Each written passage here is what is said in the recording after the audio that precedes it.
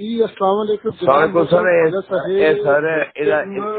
Sir ਇਹਦਾ ਜਵਾਬ ਕੋਈ ਚੰਗੀ ਤਰ੍ਹਾਂ ਦਈਏ, ਕੋਈ ਬਾਹਰ ਠੋਕੀਏ ਕਿਸੇ ਤਰੀਕੇ ਦੇ ਨਾਲ ਜੋ ਗੱਲਾਂ ਕਰਦੀ ਹੈ। ਇਹ ਖਾਤੂਨ ਦੀ ਬੋਲਦੀ ਗਈ ਸਰ ਮੈਂ ਪਤਾ ਕੀ ਸੋਚਿਆ ਸੀ ਇਹਦੇ ਮੋਟੀ ਗੱਲ ਤੇ ਮੈਂ ਕਰਦੀ ਸੀ, ਫਿਰ ਮੈਨੂੰ ਉਹ ਵੱਡੇ ਤਾਰੜ ਸਾਹਿਬ ਦਾ ਇੱਕ ਗੱਲ ਯਾਦ ਆਈ।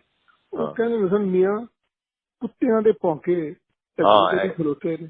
ਇਹ ਵੀ ਗੱਲ ਠੀਕ ਹੈ, ਜੋ ਇੱਕ ਜਵਾਬ ਤੁਸੀਂ ਜਗ੍ਹਾ ਦੇਤਾ ਹੈ ਇਹ ਰਵਾਇਤ। दूसरा मेरी जी है ना, मेरे से अलहमदुलिल्लाह अली भी शुक्र है वो करे जगह कि मैं बेयर कर सकना ते मैं कोई कंफ्यूज या जाके डिप्रेस नहीं होना।